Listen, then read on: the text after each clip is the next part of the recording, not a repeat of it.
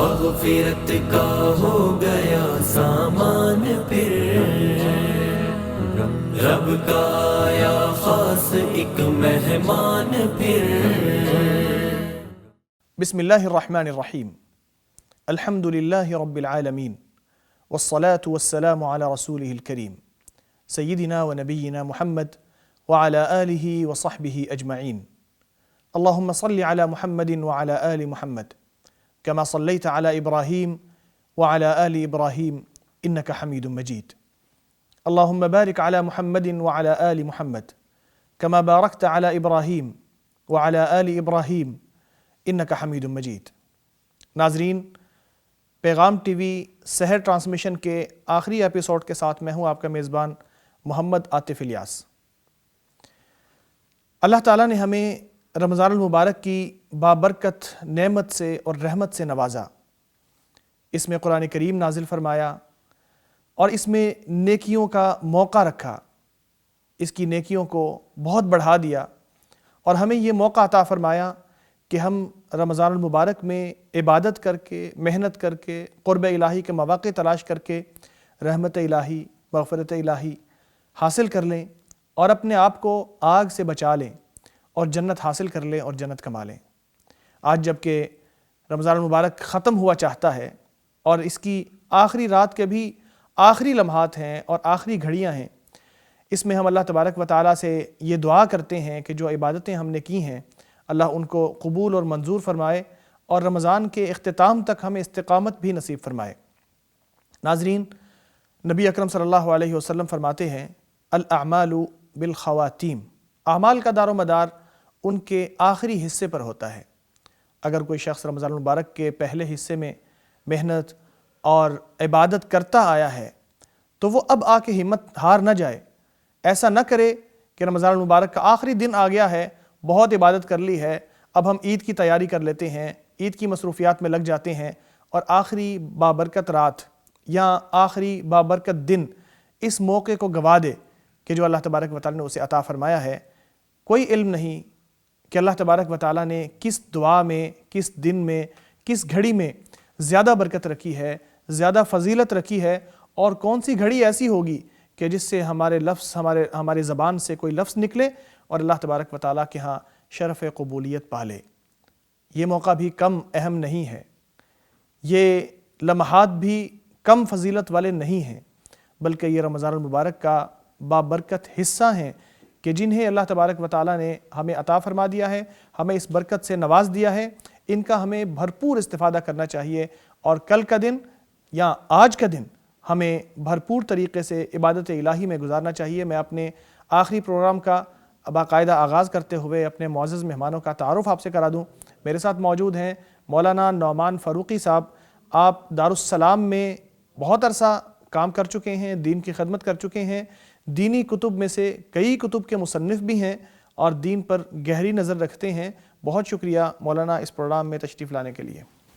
آپ کا شکریہ، پیغام ٹی وی کا شکریہ، اللہ حق کہنے کی توفیق دے۔ میرے دوسرے مہمان ہیں قاری نصیر احمد صاحب۔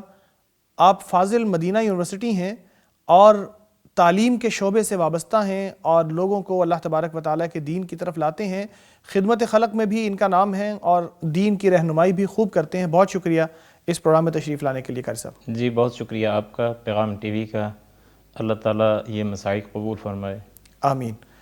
جبکہ آخری دن ہے مولانا، اللہ تبارک و تعالیٰ نے ایک اور رات نصیب فرما دی ہے، ایک اور دن رمضان المبارک کا ہمیں نصیب فرما دیا ہے، تو اس حوالے سے آپ کیا فرمائیں گے کہ اس دن میں ہمیں کیا کرنا چاہیے؟ ان الحمد للہ والصلاة والسلام علی رسول اللہ۔ عموماً ایسے ہوتا ہے کہ جب بندہ دوڑ کے اختتام پہ ہوتا ہے، جی، کسی منزل کے قریب ہوتا ہے، تو بعض اوقات انسان حوصلہ ہار جاتا ہے، ہمت جواب دے جاتی ہے، یا پھر ایسا ہوتا ہے کہ توجہ رمضان کی بجائے عید کی طرف اور عید کے بعد کے معاملات کی طرف بڑھ جاتی ہے۔ صحیح۔ تو اس وجہ سے سب سے پہلے تو ہمیں اس پہ فوکس کرنا چاہیے کہ ہمارا وہ تسلسل جو تھا، ہمارا ذوق، شوق، جذبہ، لگن، اس میں کوئی کمی نہ آئے، جی، وہ اسی طرح برقرار رہے، تازہ رہے، بلکہ یہ تو رمضان کا آخری دن ہے لیکن جو شروع ہونا ہے، تو اس کے بعد بھی ہمارے اندر وہی لگن، وہی جذبہ، وہی تڑپ، وہ سب کچھ ہونا چاہیے۔ صحیح۔ اگر ہم آخر میں آ کے اپنی ہمت ہار جائیں اور اس کا کوئی ہم مداوع نہ کر سکیں تو پھر یہ ہمارے لیے ایک مشکل ہوگی، اس اعتبار سے کہ نیکی کو جنم دیتی ہے۔ صحیح۔ ہم اگر 30 دن روزے اور یہ سارا کچھ کر کے، یا 29 دن، ہم اگر ایک دن آخر یا اس کے بعد اس کو کنٹینیو نہ رکھ سکیں، اس کا مطلب ہے کہ وہ نیکی ہماری کوئی یا قبولیت نہیں پا سکی، جیسے کہ بعض سلف کا قول بھی ہے کہ اگر آپ یہ دیکھنا چاہیں کہ آپ کے رمضان اللہ تعالیٰ کی بارگاہ میں اس کی کیا حیثیت رہی، وہ قبولیت کو پہنچا یا نہیں، تو رمضان کے بعد کے حالات وہ دیکھ لیے جائیں۔ تو یہ ایک گارنٹی ہوگی یا ایک قرینہ ہوگا اس بات کا کہ وہ اللہ تعالیٰ کی بارگاہ میں شرف قبولیت پا چکے ہیں۔ صحیح۔ اور یہ بھی کہا جاتا ہے کہ اگر آپ کا پہلا عمل بعد والے کو شوق دے، یعنی آپ نماز پڑھتے ہیں تو اگلی نماز کا انتظار آپ کے ذہن میں رہے، جی، اگر آپ روزہ رکھتے ہیں تو روزوں کا بھی تصور ذہن میں رہے، اس سے جو آپ کو ایک چاشنی ملی ہے، ایک لذت ملی ہے، یقین کیجئے وہ تو ایسی لذتیں ہیں جو کھانے میں بھی نہیں مل سکی۔ جی، یعنی بہت سا انسان کھا لے یا بہت اچھی ڈشیں، اس سے زیادہ اس میں مزہ ہے جو اللہ تعالیٰ کے لیے انسان بھوکا پیاسا رہتا ہے۔ اللہ اکبر۔ یعنی یہ پیچھے سوچ کا ایک فرق ہے۔ صحیح۔ تو اس حوالے سے میں یہی کہوں گا کہ ہمیں ہمیشہ ایسے کام کرنے چاہیے جس میں مداومت ہو، ہمیشگی ہو۔ ہم اس کو جب اختیار کر لیا ہے تو ساری زندگی وہ اب ہمارے ساتھ چلتے رہیں، اسی کے اوپر قائم رہیں۔ ہاں، اسی کے اوپر قائم رہیں۔ یہ جب ہمارا تصور ہوگا تو یقین کیجیے ہماری مساجد بھی بھری رہیں گی، اور نیکی اور سخاوت، ایسے جو جذبات ہیں وہ بھی ابھرتے رہیں گے۔ صحیح۔ جیسا کہ میں آپ کو مثال دیتا ہوں جی، کہ کسی صحابی نے اگر نبی کریم صلی اللہ علیہ وسلم سے کوئی فرمان سنا جی، تو اس کو زندگی بھر اپنے اوپر لازم کر لیا کہ میں نے ایسے کرنا ہے۔ جیسا کہ آپ دیکھیے کہ سیدنا جابر بن عبداللہ رضی اللہ تعالیٰ عنہ، جی، نبی کریم صلی اللہ علیہ وسلم نے ایک دن انہیں دیکھا کہ وہ بھوک سے ہیں، تو آپ نے ان کا ہاتھ پکڑا اور اپنے کاشانہ میں تشریف لے گئے۔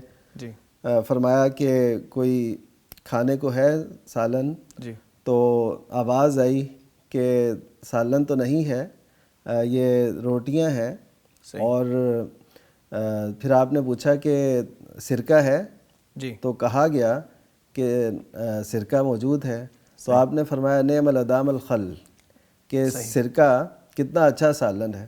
اب حضرت جابر بن عبداللہ رضی اللہ تعالیٰ عنہ، یہ آپ کی زبان مبارک سے انہوں نے الفاظ سنے۔ سوچنے کی بات یہ ہے کہ اس سرکے کا اچھا لگنا یا نہ لگنا اس کا دین سے کوئی تعلق نہیں ہے، یا اس پہ کسی کی بیس ہو، کوئی عقیدے کا مسئلہ ہو، کوئی عمل کی وہ بات ہو، نہیں ہے۔ لیکن انہوں نے اس چیز کو اتنی اہمیت دی، کہتے ہیں ان کی روایت موجود ہے، کہتے ہیں کہ جب سے میں نے رسول اللہ صلی اللہ علیہ وسلم کی زبان مبارک سے یہ سنا ہے کہ سرکہ کتنا اچھا سالن ہے، اس وقت سے یہ حدیث جب بیان کر رہے ہیں، ظاہر ہے نبی صلی اللہ علیہ وسلم کے عہد کے بعد کی بات ہے، اپنے جو شاگرد ہیں ان سے یہ بیان کر رہے ہیں، تب سے مجھے سرکہ اچھا لگنے لگ گیا۔ اللہ اکبر۔ صحیح۔ یہ دیکھیے، یہ فکری ایک مداومت ہے کہ آپ کی فکر بھی صالح رہے۔ اسی لیے تو ہمیں یہ دعا بھی سکھائی گئی کہ ربنا لا تزغ قلوبنا بعد اذ ہدیتنا وہب لنا من لدنک رحمہ۔ یہ کیوں سکھائی گئی؟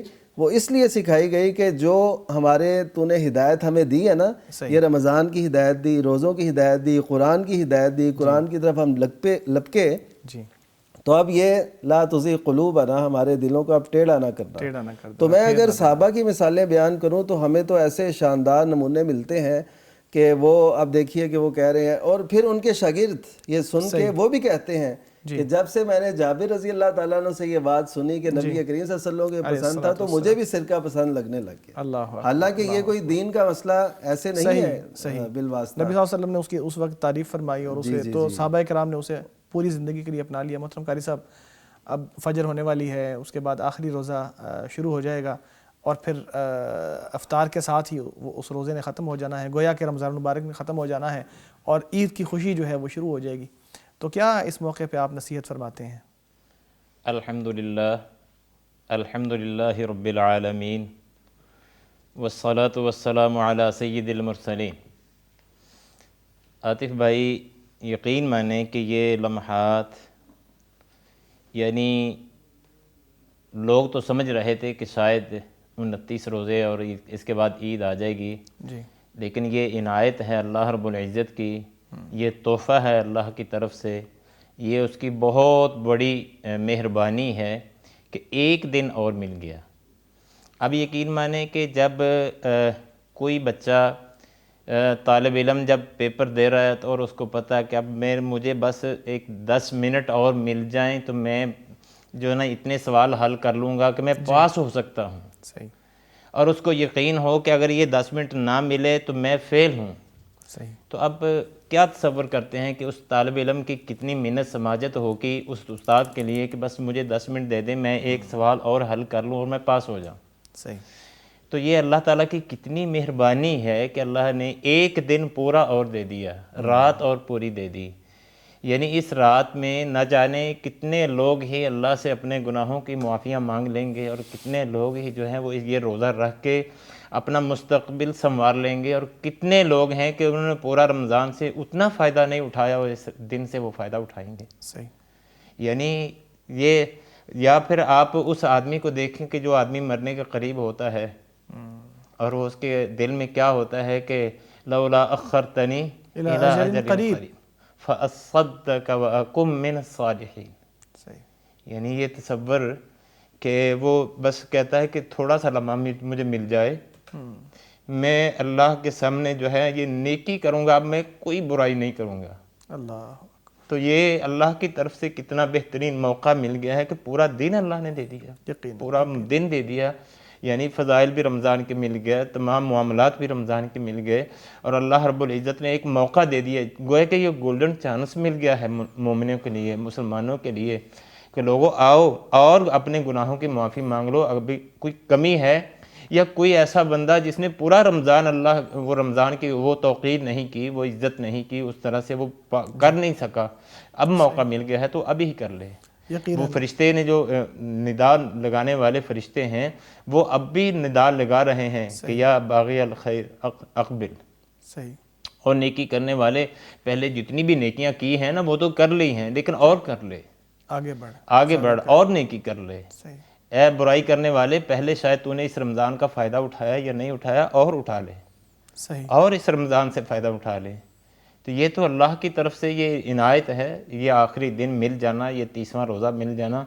نہ جانے کئی ایسے شقی القلب اور بدبخت بھی ہوں گے کہ جن کے دل پہ یہ گراں گزرتا ہے کہ یہ 30واں روزہ کیسے آ گیا، اب تو عید کی خوشیاں ادھوری رہ بھاری جائیں گی۔ لگتا ہے کچھ لوگوں کو، یہ شیطان کی طرف سے ایسے وسوسے ہوتے ہیں، اور شیطان کے ایسے عادی لوگ ہوتے ہیں کہ وہ اس بات پہ بڑی بڑی باتیں کرتے ہیں، حالانکہ اللہ رب العزت کی یہ بہت بڑی نعمت ہے۔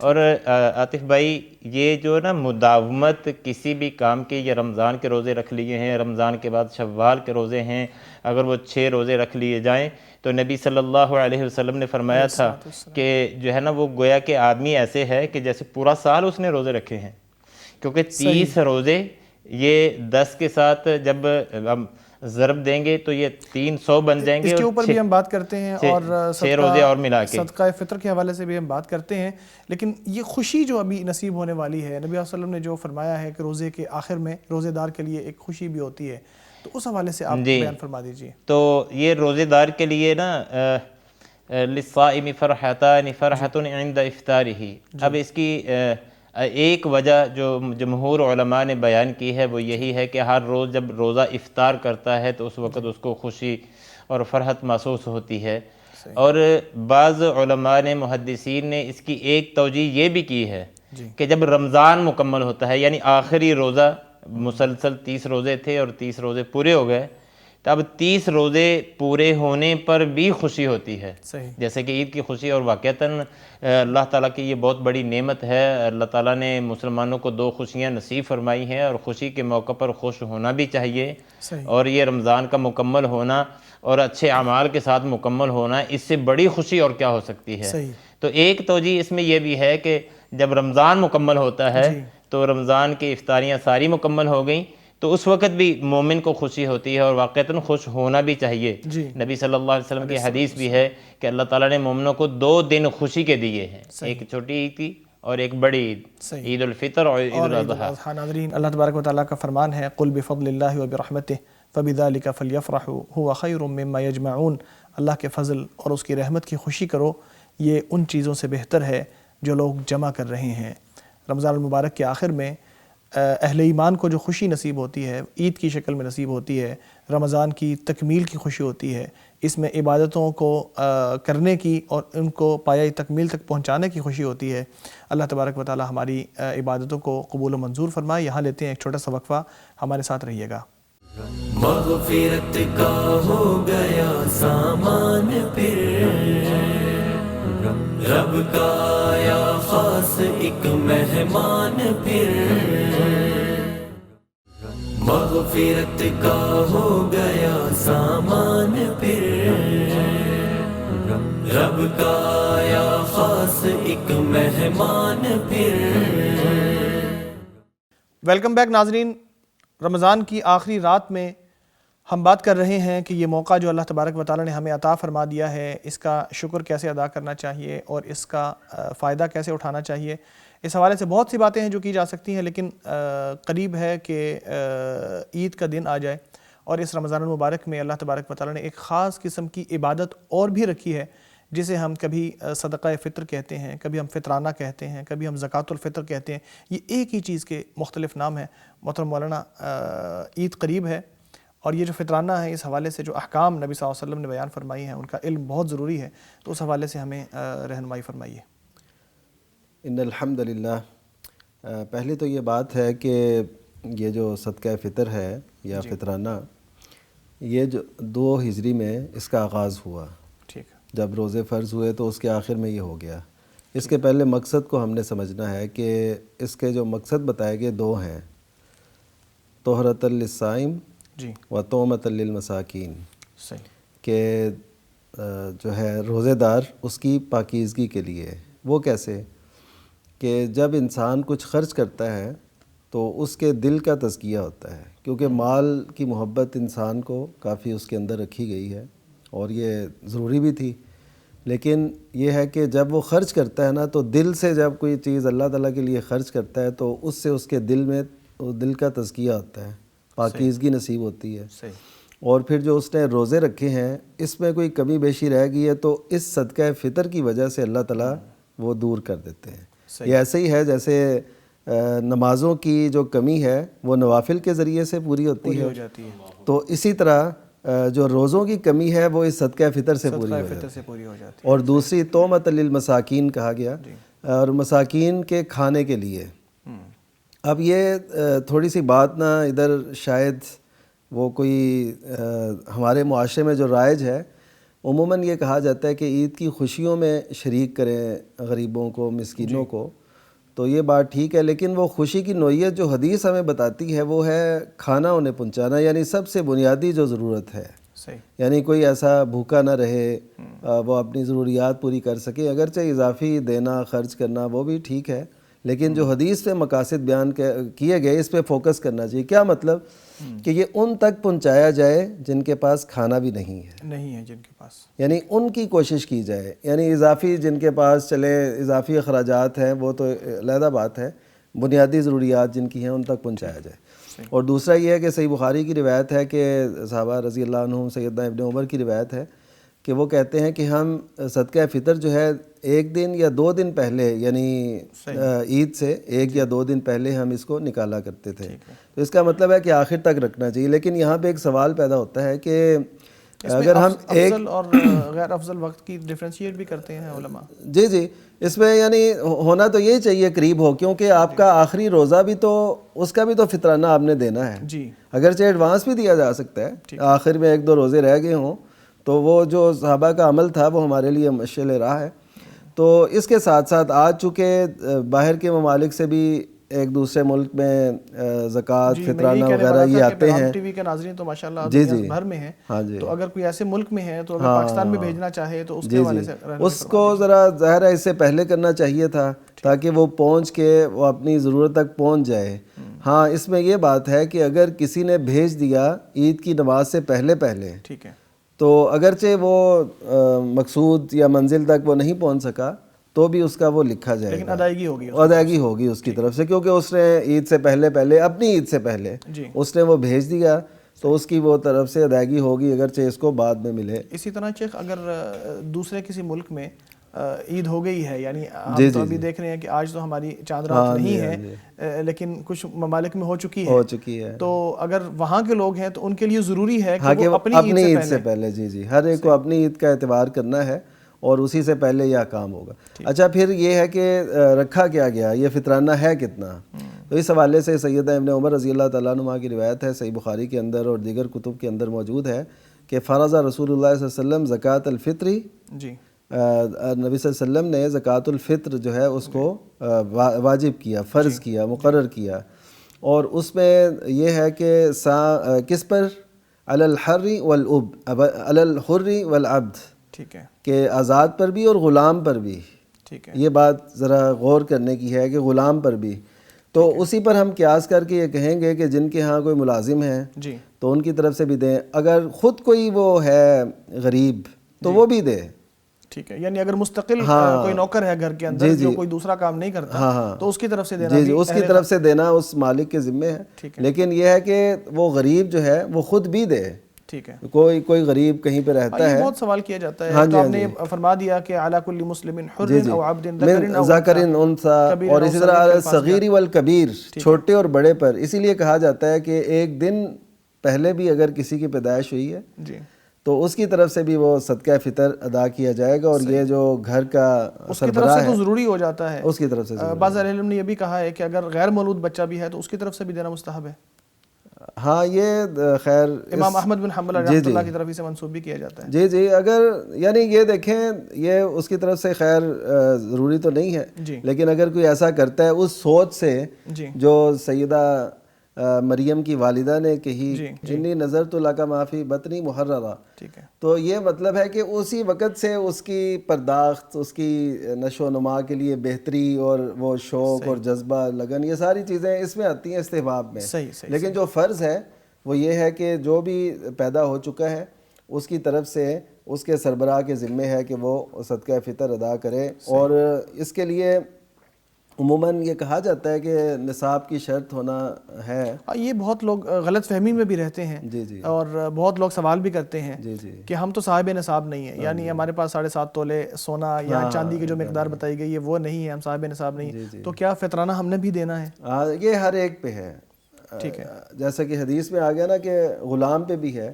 اب اس دور میں جو غلام تھا وہ بمشکل اپنے وہ گزر بسر کے لیے وہ مزدوری کرتا اور وہ لا کے مالک کو دے دیتا، اس کے پاس تو کچھ نہیں تھا، لیکن اس کے ذمے بھی یہ مقرر کیا گیا۔ تو اس کی کم سے کم لمٹ کیا ہے، یعنی کتنا آدمی کے پاس ہو تو وہ دے؟ بس اس میں کوئی بھی نہیں، جتنی بھی وہ ہے، جتنا بھی اس کے پاس ہے، یعنی اس کے پاس اتنا اضافی ہے کہ وہ اس سے زیادہ دے سکتا ہے، یعنی اس رات کے لیے اس کے پاس اپنا کھانا ہے تو اضافی بھی کوئی ہے تو اس کے اوپر لازمی ہے کہ وہ دے، فطرانہ دے، کیونکہ اس میں جو مقرر کیا گیا وہ ہے سام من تمر او شعیر۔ قاری صاحب کو بھی شامل کرتے ہیں پروگرام میں۔ قاری صاحب یہ جو مقدار ہے اس کی صدقہ فطر کی، نبی صلی اللہ علیہ وسلم نے مقرر کیا ہے، اس کی مختلف اصناف بتائی ہیں، تو اس حوالے سے آپ رہنمائی فرمائیے۔ جنس سے جتنی بھی اجناس ہیں، ہر جنس سے جو ہے نا وہ دیا جا سکتا ہے۔ آپ صلی اللہ علیہ وسلم کے دور میں جو بھی اجناس تھیں آپ صلی اللہ علیہ وسلم نے ان کا ذکر فرمایا ہے، صاع من شعیر، من بر، او من عقت، من تمر، تمر، یہ تمام یعنی جو اس وقت اجناس پائی جاتی تھیں، اور اب بھی جو جتنی بھی کھانے کی اجناس موجود ہیں، یہ جو آپ نے نام لی ہیں عربی میں، یہ بہت سارے ناظرین کے سر سے گزر گئے اس وقت جو تھے، گندم تھی، جو ہے کھجور تھی۔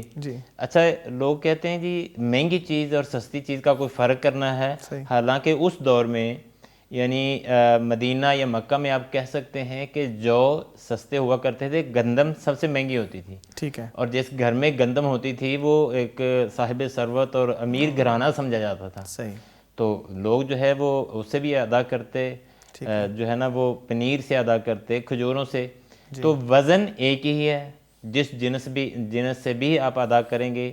ایسا وزن تو تب ان چیزوں کا نہیں کیا کرتے تھے، وہ جو ایک پیمانہ تھا جی صاع من استعمال کرنے کے لیے، وہ ایک صاع جو ہے وہ 2.5 کلو اس کا وزن ہے ہمارے ہاں اس دور کے پیمانے کے مطابق، تو 2.5 کلو کا۔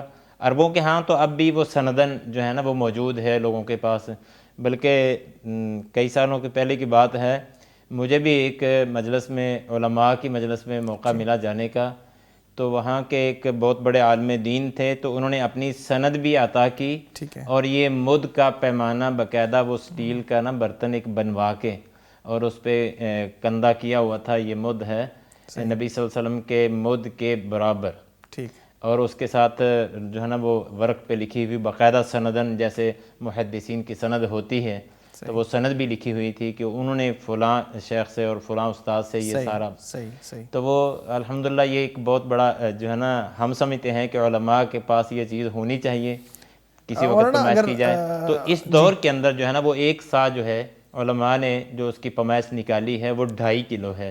اچھا، ویسے مولانا یہ بھی کہتے ہیں نا کہ 2 ہاتھوں سے بھر کے ایک مد بن جاتا ہے، تو اس کی کیا مطلب، اگر آدمی نے اندازہ لگانا ہے ویسے کہ کتنا میں نکالوں، تو وہ اپنے ہاتھ سے بھی اندازہ کر سکتا ہے سا کا؟ وہ تو مد ہے نا، ٹھیک وہ مد ہے، لیکن جو فطرانے میں ہے وہ سا ہے، جی وہ 4 مد، ٹھیک ہے۔ تو اسی طرح قاری صاحب جیسے کہہ رہے تھے کہ مختلف اس کے ہوتے ہیں۔ سیدنا معاویہ رضی اللہ تعالیٰ نے اپنے دور کے اندر ایسے کیا تھا کہ شام کی جو گندم تھی نا وہ ان کے دور میں مہنگی تھی، ٹھیک ہے، تو انہوں نے کہا کہ یہ جو ہم کھجور وغیرہ کا دیتے ہیں نا، اس سے یہ ایک دیتے ہیں سا، یعنی تقریباً 2.5 کلو، تو وہ ہم نصف دیا کریں گے، یعنی کیونکہ اس گندم کی قیمت بہت زیادہ ہے، تو اس وجہ سے وہ تو اس سے یہ پتہ چلتا ہے ایک تفاوت کوئی رکھا گیا جی، کہ یعنی قیمتوں میں ایک فرق ہے، تو انہوں نے اپنے دور میں اس کو مناسب سمجھا اور ایسے کیا۔ صحیح، وہ وقتی اجتہاد تھا ان کا، اس کے مطابق انہوں نے جو ہے وہ کہا کہ اس کی مقدار کو کم کر دیتے ہیں۔ تو اب بات یہ آ جاتی ہے کہ آج کے دور میں اکثر لوگ جو ہیں وہ بجائے اصناف کو نکالنے کی قیمت نکالتے ہیں، تو اس حوالے سے کیا رہنمائی ہے دین کی؟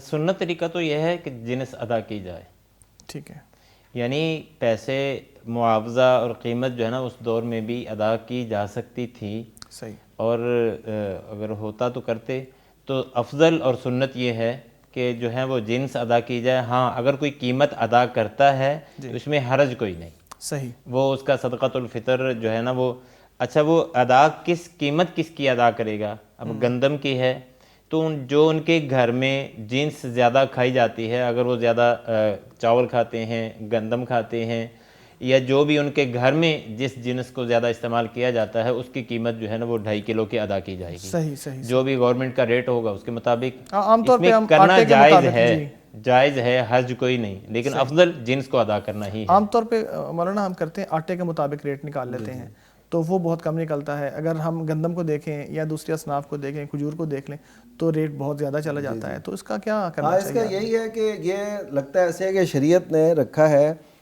دینے والے کے اعتبار سے، اچھا، یعنی کوئی اگر مالدار ہے، صاحب ثروت ہے، تو وہ منقے کا بے شک ایک وہ سا جو ہے وہ کر دے خرچ، صحیح، کشمش کا کر دے، صحیح، عقد پنیر کا کر دے، اور اسی طرح کھجوروں کا کر دے، گندم کا کر دے، یعنی یہ اعتبار ہے دینے والے کے اعتبار سے، یعنی جس کے پاس جو جنس ہے اس میں سے وہ دے گا۔ صحیح، اچھا، اس میں جو متبادل کی بات آتی ہے، جیسے قاری صاحب نے اشارہ کیا، اس میں عموماً یہ سوال اٹھایا جاتا ہے، جی انہوں نے تو کہا کہ یہ اچھا ہے، افضل ہے، لیکن عموماً لوگ سمجھتے ہیں کہ اس کے علاوہ کچھ نہیں ہے۔ اب دیکھیے کہ کچھ فقہ الواقع کے مسائل بھی ہوتے ہیں کہ آپ جس عہد میں جی رہے ہیں اور کیسے، اب کوئی امریکہ میں بیٹھا ہے، وہ گندم کہاں سے بھیجے اور کیا کرے، یا وہ کہاں سے وہ اجناس لے کے آئے اور اس کا وہ، تو اس وجہ سے جو سہولتیں میسر ہو سکتی ہیں، اور شریعت نے متبادل کو کیسے تسلیم کیا ہے، آپ جانتے ہیں کہ جس کے ذمے ایک حکہ یا جزا وہ ہوتا ہے اس کے ذمے زکوٰۃ میں، یعنی اونٹنی کی عمروں کے اعتبار سے، تو اس کو ساتھ کہا گیا کہ تم چلو وہ نہیں تمہاری بنتی تو ساتھ ایک بکری دے لو، یعنی بکری کو افزانہ بنایا گیا زکوٰۃ لینے دینے میں اس اعتبار سے۔ تو اس کا مطلب ہے کہ متبادل تو شریعت میں چلتا ہے، بلکہ اس میں دینار درہم کا بھی تذکرہ ہے کہ اتنے وہ درہم دے کے وہ اس کا برابر کر لے۔ تو اس کا مطلب ہے کہ اصل زکوٰۃ وہی دینی ہے جیسے ایک اونٹ یا گائے یا بکری، لیکن اس کا متبادل میں اونٹوں کے اعتبار سے وہ بتایا گیا کہ آپ اس کے متبادل یہ دے سکتے ہیں، تو جب ضرورت ہو تو ایسے کرنا یہ ٹھیک ہے۔ جب زکوٰۃ میں ایسے کیا جا سکتا ہے تو زکوٰۃ الفطر میں بھی ایسے کیا جا سکتا ہے۔ صحیح۔ اچھا مولانا، آپ نے جو بات کی اس سے ایک اور سوال نکل آتا ہے کہ اب جو لوگ غیر مسلم ممالک میں ہیں، اب وہاں پہ بھی تو ظاہر ہے کہ دے سکتے ہیں، اگر فقراء اور مساکین موجود ہیں، تو اگر وہاں پہ فقراء اور مساکین مسلمانوں میں کوئی نہیں ملتا، غیر مسلم ہے، تو کیا صدقہ فطر غیر مسلموں کو بھی دیا جا سکتا ہے؟ جی جی، صدقہ فطر جو ہے یہ چونکہ اس کو اصل میں نا لفظ بھی دیکھیے تقریباً وہی ہیں، جی، تو زکوٰۃ الفطر، تو زکوٰۃ جو ہے اس کے مصارف میں بھی اللہ تعالیٰ نے بیان کیا والمؤلفۃ قلوبہم، صحیح، تو تالیف قلب کے لیے یعنی مسلمانوں کی طرف سے یہ تحفہ انہیں جائے گا تو وہ کہیں گے اچھا ایک ایسا دین ہے کہ اس کے اندر یہ چیز ضروری ہے، اور ہو سکتا ہے یہ ان کے قبول اسلام کا باعث بن جائے۔ اللہ اکبر، اللہ اکبر۔ ناظرین، مختصر وقت میں چند احکام پیش کیے ہیں صدقہ فطر کے حوالے سے، جو ہر مسلمان کے لیے، چاہے وہ بڑا ہو یا چھوٹا، مرد ہو یا عورت، فقیر ہو یا غنی، سب کے اوپر لازمی ہے، اور یہ عید کی نماز سے پہلے ادا کرنا ضروری ہے۔ آپ صلی اللہ علیہ وسلم نے فرمایا من اداها قبل الصلاة فهي زکاة مقبولہ ومن اداها بعد الصلاة فهي صدقة من الصدقات، جس نے اس فطرانے کو عید کی نماز سے پہلے ادا کر دیا اس کی تو زکوٰۃ ہو گئی، اور جس نے اسے نماز کے بعد ادا کیا تو اس نے زکوٰۃ نہیں بلکہ کوئی بھی صدقہ کیا جو نارملی آدمی کر دیتا ہے۔ اس لیے نماز سے پہلے کم سے کم اسے دینے کا ضرور اہتمام کیجیے، اور اگر آج کے دن میں کر دیں تو بہت اچھا ہے۔ یہاں پہ لیتے ہیں چھوٹا سا وقفہ، ہمارے ساتھ رہیے گا۔ مغفرت کا ہو گیا سامان پھر، رب کا آیا خاص ایک مہمان پھر، مغفرت کا ہو گیا سامان پھر، رب کا آیا خاص ایک مہمان پھر۔ ویلکم بیک ناظرین، آخری ایپیسوڈ کے ساتھ ہم بات کر رہے ہیں عید کے حوالے سے اور مستقل مزاجی کے حوالے سے اور رمضان المبارک کی آخری گھڑیوں کے حوالے سے۔ ناظرین، اللہ تبارک و تعالیٰ نے یہ موقع جو عطا فرمایا ہے، اس سے استفادہ کرنا ضروری ہے۔ سحر ٹرانسمیشن میں آپ ہمارے ساتھ رہے اور آپ نے بہت سے موضوعات کو ہمارے ساتھ سنا، دیکھا ہم نے، اور معزز مہمانوں نے، علماء کرام نے انہیں بیان کیا۔ ہم نے بات کی قیام اللیل کے حوالے سے، رمضان المبارک کے استقبال کے حوالے سے، ہم نے بات کی صدقہ و خیرات کی فضیلت کے حوالے سے، ہم نے بات کی مستقل مزاجی کے حوالے سے، استغفار کے حوالے سے، اللہ تبارک و تعالیٰ کے فرشتے کن کن لوگوں کے لیے مغفرت کی دعائیں کرتے ہیں، اس حوالے سے ہم نے بات کی، قیام اللیل کے حوالے سے، آخری عشرے کی فضیلت کے حوالے سے، راتوں کے قیام اور لیلۃ القدر کی تلاش کے حوالے سے بھی ہم نے بات کی، اور بہت سے موضوعات آپ نے اس ٹرانسمیشن میں سنے ہیں۔ ناظرین، آپ ہمارے ساتھ جڑے رہیں، پیغام ٹی وی پر ایسا بہت سا مواد آپ کو ملے گا جو کہ آتھینٹک ہے، جو کہ باقاعدہ ایک ریسرچ اور تحقیق کے مطابق آپ کے سامنے پیش کیا جاتا ہے۔ اس میں کوئی ان ایتھینٹک چیز الحمدللہ آپ کے سامنے پیش نہیں کی جاتی۔ یہ ٹرانسمیشن سحر ٹرانسمیشن کے حوالے سے آپ نے بہت ساری چیزیں دیکھی ہیں، آپ ہمارے ساتھ رہے ہیں، اس حوالے سے ہم آپ کے بہت مشکور ہیں۔ ہم اپنے اس پروگرام کو آگے بڑھاتے ہوئے بات کرتے ہیں عید کے حوالے سے۔ تو عید کا دن بہت قریب آ گیا ہے، یقیناً کل عید ہوگی انشاءاللہ، اور اللہ تبارک و تعالیٰ نے اور رسول اللہ صلی اللہ علیہ وسلم نے عید کے حوالے سے کیا احکام دیے ہیں، ان کا جاننا بھی ضروری ہے۔ تو مولانا، میں آپ کی طرف آؤں گا۔ عید کا دن بہت قریب آ گیا ہے، تو یہ ضروری ہے کہ عید کی جو اہمیت ہے، اس کا جو فلسفہ ہے، اسے سمجھا جائے، اور اس کے جو احکام و مسائل ہیں ان کے اوپر بھی نظر ڈالی جائے۔ وقت ہمارے پاس مختصر ہے، لیکن ہم چاہتے ہیں کہ بہت ساری انفارمیشن جو ہے وہ آپ سے لے کے ہم ناظرین کو دے دیں، پہنچا دیں، تو پلیز آپ اختصار کے ساتھ کچھ چیزیں بیان فرمائیے گا۔ پہلی تو یہ بات ہے کہ عید جب سے اس کا آغاز ہوا عہد نبوی میں 2 ہجری میں، تو تب سے لے کے نبی کریم صلی اللہ علیہ وسلم نے ہر سال عید کو ایز اے عید منایا، اس کا اہتمام کیا اور ہوتا رہا۔ تو حالات آپ دیکھتے ہیں مشکل سے مشکل بھی آئے، اسی کو دیکھ لیں، پہلی عید غزوہ بدر ہوا اور اس کے بعد یہ عید تھی، اللہ اکبر۔ تو جو ہے احد وہ شوال میں ہوا اگلے سال، لیکن نبی کریم صلی اللہ علیہ وسلم نے عیدوں کو اپنی حالت پہ منایا۔ اس کو ایک عید کا واقعہ جو مشہور ہے، سیدنا ابو بکر صدیق رضی اللہ تعالیٰ عنہ آئے تو حضرت عائشہ رضی اللہ تعالیٰ عنہ کے ہاں، اور وہ وہاں پہ بچیاں دف بجا رہی تھیں، اور جو ہے انصار کی بچیاں تھیں، وہ بواس کے جو ان کی جنگ تھی اس کے بارے میں اشعار کہہ رہی تھیں، تو ساتھ ساتھ دف بھی بجا رہی تھیں۔ تو حضرت ابو بکر صدیق رضی اللہ تعالیٰ عنہ آئے تو انہوں نے روکا انہیں، اور یہ کہا انہیں کہ رسول اللہ صلی اللہ علیہ وسلم کے گھر میں شیطان کی آوازیں، مزمار الشیطان بیت رسول اللہ۔ تو نبی کریم، اچھا اس میں اب ایک تھوڑی سی باریکی ہے، وہ سمجھنے کی ہے کہ آیا نبی کریم صلی اللہ علیہ وسلم کے ہوتے ہوئے کسی اور کو یہ حق پہنچتا ہے کہ وہ روکے؟ یا ایسی بات کہے. اگر یہ بات ایسی ہوتی تو نبی صلی اللہ علیہ وسلم کیوں نہ روک دیتے. جی یعنی یہ اس میں تو نہیں آتا لا تقدموا بین یدی اللہ و رسولہ، لیکن جب ہم اس حدیث کی تفصیل میں جاتے ہیں تو پتہ چلتا ہے کہ آپ صلی اللہ علیہ وسلم اپنے چہرہ انور پر چادر لے کے لیٹے ہوئے تھے. ٹھیک. تو انہوں نے یہ سمجھا، اور رخ انور بھی دوسری طرف تھا، تو انہوں نے یہ سمجھا کہ شاید آپ آرام کر رہے ہیں، آپ کے علم میں یہ بات نہیں ہے کہ یہ کیا ہو رہا ہے. جی. تو اس وجہ سے انہوں نے ایسا کیا. لیکن نبی کریم صلی اللہ علیہ وسلم بیدار ہی تھے، تو آپ نے یہ فرمایا کہ دعہما یا ابا بکر ان لکل قوم عیدا فہذا عیدنا، کہ ان دونوں کو ایسا کرتا رہنے دو. جی. ہر قوم کی عید ہوتی ہے اور یہ ہماری عید ہے. صحیح. تو میں جب اپنے معاشرے پہ نظر دوڑاتا ہوں، یقین کیجئے جو ہم نے اپنی تقریبات بنائی ہیں، جو اپنے دن بنائے ہیں، جو اپنی ایسے خوشیوں کے مواقع بنائے، ان کو تو ہم پوری طرح سیلیبریٹ کرتے ہیں. لیکن وہ پروگرام، وہ تقریب، وہ دن جس کو نبی کریم صلی اللہ علیہ وسلم نے فرمایا کہ لقد ابدلکم اللہ خیرا منہما، بیومین خیر منہما، ہاں جی، ان دونوں دنوں سے بہتر دن تمہیں جو عطا کیے ہیں، یعنی ان کے جو دن تھے یہودیوں کے یا اہل مدینہ کے، وہ جو رائج تھے. اچھا، اس میں ایک اور بات بڑی سمجھنے کی ہے، وہ یہ کہ ہمارے جو 2 دن ہیں نا، ان کا پس منظر اتنا عظیم ہے. اسی کو دیکھ کے انسان جو ہے نا، اس کی روحانیت بہت زیادہ بڑھ جاتی ہے. دیکھیے کہ عید الفطر ہے رمضان المبارک کے بعد، اور عید الاضحیٰ ہے، وہ ہے حج کا دن، اور وہ سیدنا ابراہیم علیہ السلام کے ساتھ اس کا گہرا تعلق ہے. اب ہمیں حنیفیت کا درس دیا گیا، حنیفیت یعنی ابراہیم علیہ السلام کے دین اور ملت ابراہیم کا کہا گیا. اب ناطہ اس سے جوڑیں گے تو سیدنا ابراہیم علیہ السلام اور ان کے خانوادے سے ہمارا تعلق ایک مضبوط ہوگا، اور ان کا جو پیغام تھا، ان کی جو توحید تھی اور ان کا جو منہج تھا، وہ ہمارے سامنے آئے گا. عید الفطر میں ہم کریں گے تو ہمارے سامنے اللہ تعالیٰ کے لیے اپنے آپ کو جو ہے صبر اور قناعت کا عادی بنانا، لوگوں کے بارے میں ہمدردی. اب دیکھیں کتنے عظیم مشن ہے. لیکن انہوں نے جو اپنے رکھے ہوئے تھے اس سے پہلے، وہ تھے، وہ ان کے اپنے نہیں تھے، وہ انہوں نے فارسیوں سے لیے ہوئے تھے. صحیح.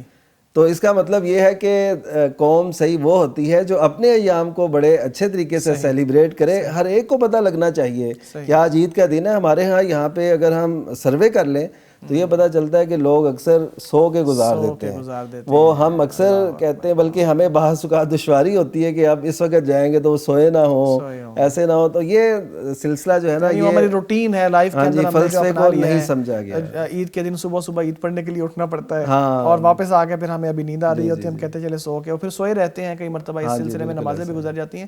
تو میں چاہوں گا کہ مختصر وقت میں جو عید کی نماز کے جو احکام ہیں، اس میں یہ ہے کہ سب سے پہلے تو یہ ہے کہ عید کے لیے جانا یہ بہت ضروری ہے.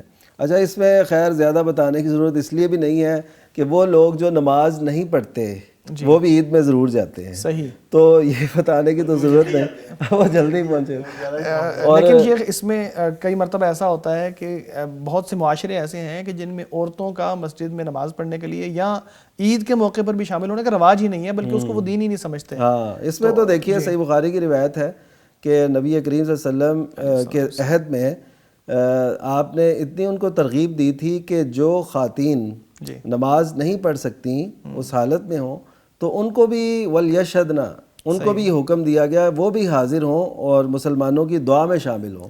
نماز کے وقت وہ علیحدہ رہیں گی لیکن دعا میں وہ شامل ہوں گی. اور اسی طرح حدیث میں یہ بھی آتا ہے، صحیح بخاری کی روایت ہے کہ ہم میں سے کوئی ایک خواتین کہتی ہیں کہ ہم میں سے کسی ایک کے پاس اگر چادر نہیں ہوتی تھی تو وہ اپنے سہیلی کی چادر میں ہو کے تو وہ پہنچ جایا کرتی تھی. اچھا، ذوات الخدور کا ذکر بھی آتا ہے اس میں، تو وہ کوئی الگ خواتین ہوتی تھی، کیا ہے وہ؟ یعنی وہ جو بالکل کنواری خواتین ہیں، جو جن کا آنا جانا یا ایسے ہی ہوتا ہے جیسے وہ بالکل کسی، ہمارے معاشرے میں تقریباً ایسا ہی ہے کہ نارملی جو ہیں کنواری لڑکیوں کو بہت زیادہ وہ آنا جانا نہیں ہوتا، جیسے بڑی عورتیں ہوتی ہیں. جی وہ جاتی ہیں. جی تو اسی طرح وہ تھیں، تو وہ بھی جاتی تھی گاہ میں، جن کا یعنی عمومی کوئی معاشرے میں کوئی اتنا تعارف بھی نہیں ہوتا، پتہ بھی نہیں ہوتا، وہ بھی جاتی تھی. اب اس کے جو ہم دیکھتے ہیں کہ رستے کو بدلنے کا جو آپ کی ایک سنت تھی، اس میں بھی ایک یہ پہلو تھا کہ جب جائیں گے ایک رستے سے دوسرے سے آئیں گے تو ہر گلی میں ہر جگہ پہ گزر ہوگا آنے جانے والوں کا جو عید کے لیے آ رہے ہیں جا رہے ہیں، تو اس کا اہتمام.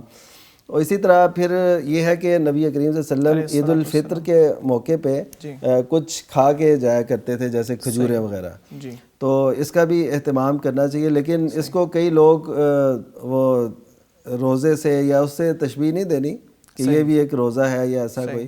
تو اسی طرح نہیں, بلکہ روزہ تو فجر کے وقت رکھا جاتا ہے, یہ تو عید کی نماز کے لیے نکلنے سے پہلے کھایا جاتا ہے. بہرحال ٹھیک ہے, اس بات کو اس میں لوگ تشبیہ دیتے ہیں, لوگ چوری روزہ کہہ دیتے ہیں, کوئی کہتے ہیں چھوٹا سا روزہ ہے. حالانکہ تشبیہ نہیں دینی چاہیے, خاص طور پہ حدیث میں یوں بھی آیا ہے کہ عید کے دن تو شیطان جو ہے نا شیطان روزہ رکھتا ہے. ویسے بھی ایام العید ایام اکل و شرب, کھانے پینے کے دن ہیں. صحیح. تو یہ تو کھانے پینے کے دن ہے اور خوشی کے دن ہے. ہمارے ہاں مسلمانوں میں اس طرح سے واقعتاً سیلیبریٹ نہیں کی جاتی ہے خوشی. یعنی ایک تو یہ نا سو کے گزار دینا, دوسرا یہ ہے کہ وہ جو ٹھیک ہے ایک غم ہوتا ہے بڑوں کا, والدین کا, کوئی بہن بھائی جو اللہ اکبر, یہ عجیب سا رواج ہمارے اندر. تو ہمارے ہاں یہ ہے کہ بس ان کو لے کے بیٹھ کے اور وہ جو ہے نا وہ خوشی کو یعنی اسی طرح سیلیبریٹ نہیں کیا جاتا. بلکہ اکثر لوگوں کے ہاں یہ بھی رواج ہے کہ عید کی نماز پڑھ کے ڈائریکٹ وہ قبرستان جاتے ہیں, قبرستان کی طرف جاتے ہیں. تو یہ بھی ایک مطلب تعجب خیز بات ہے. دیکھیں وہ قبرستان میں جانا منع نہیں ہے, تو اپنے پیاروں کو یاد کرنا منع نہیں, نہ ہی کوئی حرج والی بات ہے, لیکن یہ ہے کہ خوشی جو ہے وہ پراپر طریقے سے ہونی چاہیے, سیلیبریٹ ہونی چاہیے, کہ واقعی خوشی منائی جائے, وہ عزیز و اقارب ملیں ملائیں بیٹھیں, گیدرنگ ہو, خوشی کا سما ہو. صحیح. تو یہ نہیں کہ وہ بس عید پڑھ لی ہے اور سو رہے ہیں, اور یا پھر قبرستان چلے گئے اور گھر میں وہ سارا رونا اور افسوس. یعنی اپنی روٹین جو ہے وہ اس کو تھوڑا بہتر کر لینا چاہیے. یقیناً دعا کرنے کے لیے قبرستان میں اپنے عزیزوں کے لیے جانا بھی چاہیے, لیکن اس کے لیے ہم ایک دو دن پہلے کا جو رمضان مبارک کی فضیلت کے اوقات ہیں, دعا زیادہ قبول ہوتی ہے, وہاں جا کے ان کے لیے دعائیں مغفرت کر لے. اور عید کے دن جیسا کہ اللہ تبارک و تعالیٰ کے احکام ہے کہ خوشی منانی چاہیے, تو بفضل اللہ و برحمتہ.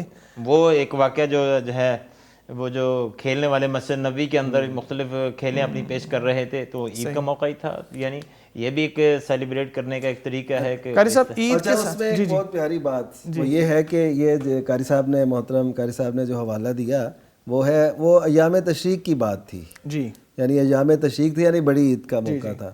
تو اس وقت نبی کریم صلی اللہ علیہ وسلم نے حبشیوں کو بنی ارفدہ ان کو یہ کہا تھا, وہ یعنی آپ کی اجازت سے اور سارا کچھ وہ مسجد میں وہ اپنا کوئی مظاہرہ کر رہے تھے تو نبی کریم صلی اللہ علیہ وسلم کی موجودگی میں. اب سیدنا عمر رضی اللہ تعالیٰ عنہ آئے, تو انہوں نے جب ان کو ایسا کرتے دیکھا تو انہوں نے کنکری پھینکی, جو علامت تھی اس بات کی کہ یہ ناپسندیدہ ہے.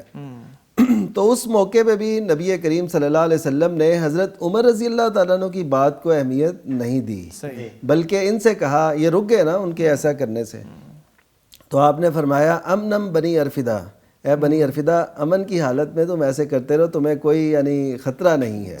اچھا, پھر یہ ہے کہ اس منظر کو نبی کریم صلی اللہ علیہ وسلم نے حضرت عائشہ رضی اللہ تعالیٰ عنہ کو دکھایا پورا, ان کے اس کھیل کو, اس مظاہرے کو. حضرت عائشہ رضی اللہ تعالیٰ عنہ خود بیان کرتی ہیں, تمام کتب حدیث میں تقریباً حدیث موجود ہے کہ نبی کریم سے کہتی ہیں کہ یا تو میں تھک گئی پھر, یا نبی صلی اللہ علیہ وسلم نے فرمایا کہ تم اب بس یا اور دیکھنا ہے. تو نبی صلی اللہ علیہ وسلم کتنی دیر کھڑے رہو, کہتی ہیں کہ میری جو تھوڑی تھی وہ نبی کریم صلی اللہ علیہ وسلم کے شانہ مبارک پر تھی, اور میں آپ کے پیچھے سے وہ سارا منظر دیکھ رہی تھی, اور آپ کتنی دیر وہ دکھاتے رہے. تو اس سے یہ پتہ چلتا ہے یہ عید کے ایام تھے, اور نبی صلی اللہ علیہ وسلم کی زوجہ محترمہ آپ کے ساتھ مل کے یہ منظر دیکھ رہی تھی. اس کا مطلب ہے کہ گھر والوں کو بھی ایسے جو ہے نا مواقع وہ دکھانے میں شرعاً کوئی حرج نہیں ہے. تو ایسا ہونا چاہیے. اور ہمارے ہاں بعض اوقات دین کے حوالے سے یہ کوئی قدغن, کوئی پابندی سمجھی جاتی ہے کہ شاید ہم نے ایسا کچھ نہیں کرنا, یہ وہ موقع ہے. اس میں احتیاط اور اس میں وقت کا انتخاب یہ تو ہمیں کرنا چاہیے کہ کون سا وقت بہتر ہے. لیکن ایسی جو سرگرمیاں ہیں ثقافتی ہماری, میں تو کہتا ہوں کہ ہماری ہر سطح پہ جہاں بھی کسی مسجد کا بڑا اجتماع ہوتا ہے یا بڑی عید پڑھی جاتی ہے, وہاں پہ ایسے امور ہونے چاہیے تاکہ لوگوں کو یہ پتہ چلے یہ اسلام میں عید کا دن ہے, اور اس کی ہمارے معاشرے میں جو دوریاں ہیں, جو نفرتیں ہیں, جو قدورتیں ہیں, جو ایسی باتیں ہیں وہ ختم ہوں اور آپس میں یہ سیلیبریٹ کریں. بہت اہم بات کی آپ نے. ناظرین, یقیناً عید کا موقع بہت خوشی کا موقع ہوتا ہے, اور یہ مل بیٹھنے کا, خوشی منانے کا, ایک دوسرے کے ساتھ محبت کا اظہار کرنے کا, نفرتیں مٹانے کا, دنیا ختم کرنے کا رسے لوگوں کو، ناراض لوگوں کو منانے کا موقع ہوتا ہے۔ اس موقع سے بھرپور فائدہ اٹھائیں، ایک دوسرے کے ساتھ خوشی خوشی سے ملیں، نفرتیں ختم کر دیں، دوریاں ختم کر دیں۔ ویسے بھی رمضان المبارک کی عبادتیں کر کے ہم تقریباً فارغ ہونے والے ہیں، اور اس کے بعد جو لوگ اپنے ایک احباب کے ساتھ، رشتہ داروں کے ساتھ، بھائیوں کے ساتھ ناراض ہوتے ہیں، حدیث مبارکہ میں آتا ہے کہ ان کے اعمال اللہ کے ہاں پیش نہیں کیے جاتے۔ اللہ تبارک و تعالیٰ فرماتا ہے انظروا هذین حتی یصطلحا، جب تک یہ لوگ صلح نہ کر لیں ان کے اعمال کو روکے رکھو۔ تو اگر نیکیاں کر لیں، محنت کر لی، رات کی عبادتیں بھی کر لیں، آنسو بہائے اللہ تبارک و تعالیٰ کے سامنے، لیکن ناراضگیاں ہیں، برقرار ہیں، اپنے دوستوں سے، احباب سے، رشتہ داروں سے ناراض ہیں، بات نہیں کر رہے، ایک ادھر آتا ہے تو دوسرا دوسری طرف کو منہ کر لیتا ہے، اور وہ دوسری طرف کو منہ کر لیتا ہے، تو ان ساری عبادتوں کے باوجود اللہ کے ہاں پیش نہیں ہو رہا، اعمال رکے ہوئے ہیں، تو ان اعمال کا کیا فائدہ؟ لہٰذا جلد از جلد اپنے رسوں کو منا لیں، دور رہنے والوں کو، یا دوریاں جہاں پڑ گئی ہوں وہاں قربتیں پیدا کر لیں، رشتہ داروں کا خیال رکھیں، مسکینوں کا خیال رکھیں۔ جو آپ کے محلے میں ایسے لوگ ہیں سفید پوش ہیں جو کبھی ہاتھ نہیں پھیلاتے، اللہ تبارک و تعالیٰ نے ان کا وصف بیان کرتے ہوئے فرمایا یحسبهم الجاہل اغنیاء من التعفف، سفید پوش ہیں، وہ اپنی عزت ایسے برقرار رکھتے ہیں، رکھ رکھاؤ اتنا زیادہ ہے کہ وہ جو انجان ہے ان کی حالت کو، ان کی حقیقت کو نہیں جانتا، وہ ان کی شکل و صورت کو دیکھ کے یہ سمجھتا ہے کہ یہ تو بے نیاز لوگ ہیں۔ آپ کو اگر ان کا علم ہے، ان کے حالات کا پتہ ہے، تو صرف آپ ہیں جو ان کی مدد کر سکتے ہیں، کیونکہ کسی دوسرے کو ان کی ضرورت کا پتہ نہیں ہے، وہ ظاہر سے فقیر لگتے نہیں ہیں، لیکن ان کی محتاجی کا علم آپ کو ہے، ان کی ضرورت پوری کریں۔ اور ناظرین، عبادتوں کو جب ختم کیا ہے تو اللہ کی رضا پر، اللہ کی خوشنودی پر ختم کریں، دعاؤں کے ساتھ ختم کریں، استغفار کے ساتھ ختم کریں، جیسا کہ اللہ تعالیٰ نے یہ بھی فرمایا کہ اہل ایمان سحری کے وقت اللہ سے معافی مانگتے ہیں، یعنی جب وہ اپنی عبادت کر کے ختم کرنے والے ہوتے ہیں، رات کی تہجد کی نماز کو ختم کرنے والے ہوتے ہیں، تو پھر اللہ سے معافی بھی مانگتے ہیں۔ تو اپنے رمضان المبارک کے آخر میں اللہ سے معافی بھی مانگیں۔ کسی کی عبادت پرفیکٹ نہیں ہے، کسی کی عبادت مکمل نہیں ہے کہ اللہ تبارک و تعالیٰ نے جیسی فرض کی ہے اس نے پورا فرض ادا کر دیا ہے، ایسا ہو ہی نہیں سکتا۔ اس لیے عبادت کو کرنے کے باوجود اللہ سے معافی مانگتے رہنا چاہیے، ویسے رہنا چاہیے جیسے ام المؤمنین سیدہ عائشہ رضی اللہ تعالیٰ عنہ کی روایت ہے کہ والذین یؤتون ما آتوا وقلوبہم وجلہ انہم الی ربہم راجعون، کہ وہ لوگ جو کرتے ہیں، جو کچھ کر جاتے ہیں، لیکن وہ اللہ سے خوف رکھتے ہیں، ڈرتے رہتے ہیں کہ انہوں نے اللہ کے سامنے پیش ہونا ہے۔ سیدہ عائشہ رضی اللہ تعالیٰ عنہ نے آپ صلی اللہ علیہ وسلم سے سوال کیا، اے اللہ کے رسول، یہ کون لوگ ہیں جو زنا کرتے ہیں، جو چوری کرتے ہیں؟ آپ نے فرمایا نہیں، یہ وہ لوگ ہیں جو نیکیاں کرتے ہیں، نمازیں پڑھتے ہیں، روزے رکھتے ہیں، لیکن ڈرتے ہیں کہ ان کے اعمال رد نہ ہو جائیں۔ اللہ تبارک و تعالیٰ ہمیں قبولیت سے نواز دے۔ ناظرین، دعا کا وقت ہے، استغفار کا وقت ہے، اللہ کے سامنے پیش ہو جاتے ہیں اور دعائیں کرتے ہیں کہ اللہ ہمیں قبولیت عطا فرما دے۔ محترم فاروقی صاحب دعا کیجئے، اللہ تبارک و تعالی ہماری عبادتوں کو قبول و منظور فرمائے۔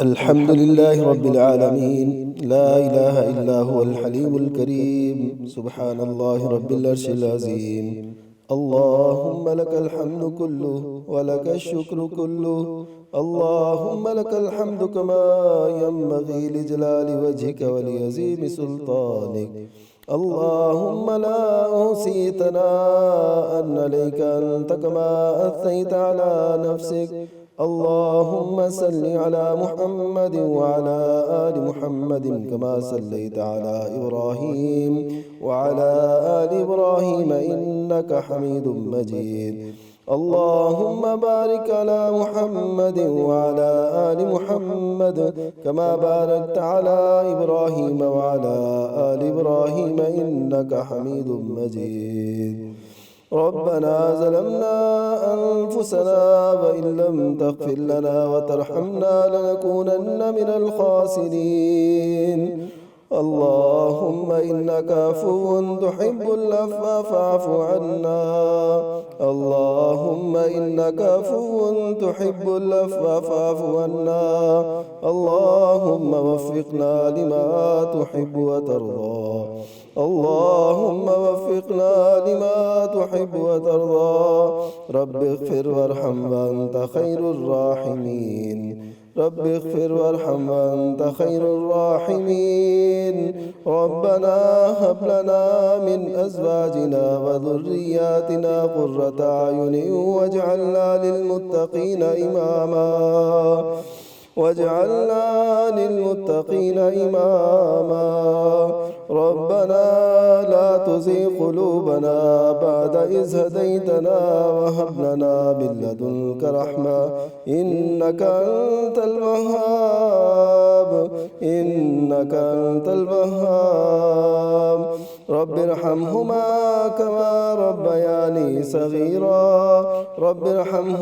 كما ربياني صغيرا اللهم أحسن عاقبتنا في الأمور كلها وأجرنا من خزي الدنيا وعذاب الآخرة اللهم أحسن عاقبتنا في الأمور كلها وأجرنا من خزي الدنيا وعذاب الآخرة اللهم إنا نسألك الهدى والتقى والعفاف والغنى اللهم إنا نسأل حبك وحب من يحبك وحب عمل يقربنا إلى حبك اللهم إنا نسأل حبك وحب من يحبك وحب عمل يقربنا إلى حبك اللهم إنا نسألك العفو والعافية في ديننا ودنيانا اللهم استر عوراتنا وآمن روعاتنا واحفظنا من بين أيدينا ومن خلفنا ونعوذ بك من أن نغتال من تحت أرجلنا یا اللہ رمضان المبارک کی آخری گھڑیاں، آخری دن، آخری روزہ، یا اللہ اس کی قدر کرنے کی توفیق نصیب فرما۔ یا اللہ جو کچھ تیری بارگاہ میں پیش کیا، جو کر سکے ٹوٹی پھوٹی باتیں اور تھوڑے بہت مسائل جو عرض کیے، یا اللہ اپنی بارگاہ میں قبول فرما لے۔ یا اللہ عمل کی توفیق نصیب فرما۔ یا اللہ ہم سے یہ تجھ سے جو تعلق ہمارا جڑا اس کو قائم دائم رکھنا۔ یا اللہ ہمیں اعمال پہ مداومت اور ہمیشگی کو نصیب فرما دے۔ یا اللہ اپنی رضا کی خاطر تمام امور انجام دینے کی توفیق نصیب فرما۔ یا اللہ تو ہم سے راضی ہو جا۔ یا اللہ ان التجاؤں کو اپنی بارگاہ میں قبول فرما لے۔ یا اللہ ہمیں مانگنا نہیں آتا، تو دینے پہ قادر ہے۔ یا اللہ ہمارے دامن خیر سے بھر دے۔ یا اللہ ان ہاتھوں کو خالی واپس نہ لوٹانا۔ یا اللہ ہم میں سے جو بیمار ہیں، پریشان ہیں، یا اللہ کوئی ایسے لوگ بھی ہوں گے جو ہمارے ساتھ ہاتھ اٹھائے ہوئے ہیں اور وہ انتہائی بے بسی میں، بے کسی میں لا علاج پڑے ہیں، یا اللہ ان پہ اپنی رحمت نازل فرما، ان کو شفا نصیب فرما دے۔ یا اللہ جو لوگ مقروض ہیں اور قرض کے نیچے آ کے دب چکے ہیں، ان کا جینا دشوار ہے، یا اللہ ان کی یہ مشکلات دور فرما دے۔ یا اللہ جن کے اپنے گھر نہیں ہیں ان کو اپنی چھت نصیب فرما دے۔ یا اللہ جو صاحب اولاد نہیں ہیں ان کو نیک صالح اولاد نصیب فرما دے۔ یا اللہ جن کی اولادیں ہیں انہیں نیک بنا دے۔ یا اللہ پیغام ٹی وی نے جو یہ نشریات پیش کیں اور کرتا ہے، یا اللہ پیغام ٹی وی کی نشریات کو بھی اپنی بارگاہ میں قبول فرما لے۔ یا اللہ جن دوستوں نے، احباب نے، جن معاونین نے، اہل ثروت نے تعاون کیا اور کرتے ہیں، یا اللہ ان کے گھروں میں خیر و برکات نازل فرما دے، ان کو ہر قسم کے شر سے محفوظ فرما۔ یا اللہ ان کو بہت سی برکات اور بہت سی اچھائیوں سے نواز دے۔ ربنا آتنا فی الدنیا حسنہ وفی الآخرۃ حسنہ وقنا عذاب النار۔ یا اللہ ہمارے دلوں کے اندر جو ایک دوسرے سے قدورتیں ہیں، نفرتیں ہیں، ان کو محبتوں میں بدل دے۔ اے دلوں کے پھیرنے والے، اے دلوں کے حکمران، اے دلوں کے جاننے والے، یا اللہ ہمارے دلوں کو اپنی اطاعت پر اور لوگوں کے ساتھ حسن سلوک پر ثابت قدم رکھ۔ یا اللہ ہمیں ہمارے دلوں کو ثابت رکھ اپنی اطاعت پہ اور اپنے دین پہ۔ یا اللہ ہمیں ہر دم اپنا محتاج رکھنا، کسی اور کی محتاجی سے ہمیں محفوظ فرمانا۔ یا اللہ جو مسلمان دنیا کے کسی بھی خطے میں پس رہے ہیں، ظلم کا شکار ہیں، یا اللہ ان کو راحت نصیب فرما دے۔ یا اللہ ہمارے فلسطینی مسلمان ان کو راحت نصیب فرما دے۔ یا اللہ اور ظالموں کے پنجہ استبداد سے انہیں نجات نصیب فرما۔ یا اللہ ہمارا خاتمہ بالخیر فرمانا۔ یا اللہ یہ رمضان اور جتنے بھی رمضان زندگی میں آئیں یا اللہ اس سے ہمیں جنت اکٹھی کرنے کی توفیق نصیب فرمانا۔ یا اللہ ہم سب کو جہنم اور اس کے تمام عذابوں سے محفوظ فرما۔ یا اللہ دنیا کے عذاب، آخرت کے تمام عذاب یا اللہ ہم سب کو اس سے محفوظ فرما۔ یا اللہ ہمیں ہماری نسلوں کو جہنم سے محفوظ فرمانا۔ یا اللہ ہمارے بڑے جو اہل ایمان تیرے پاس پہنچ چکے ان کے ساتھ خیر کا معاملہ فرمانا۔ یا اللہ جو بھی ہمارے معاونین ہیں، جو ہمارے ساتھ ہاتھ اٹھائے ہوئے ہیں، جو نہیں اٹھائے ہوئے، یا اللہ سب کو بہت زیادہ عزتوں سے نواز، برکتوں سے نواز، مال و اسباب سے نواز۔ یا اللہ تو ہمارے گناہوں کو بخش دے، ان ہاتھوں کو خالی واپس نہ لٹانا۔ یا اللہ یہ ٹوٹی پھوٹی باتیں اپنی بارگاہ میں قبول فرما لے۔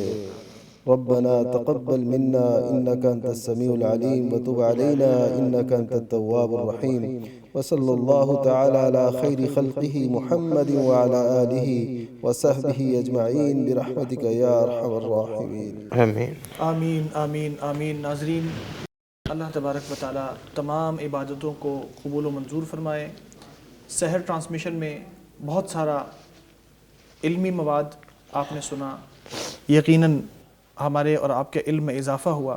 اللہ تبارک و تعالیٰ نے ہمیں دین کی چند باتیں کرنے اور آپ کو سننے کی توفیق عطا فرمائی۔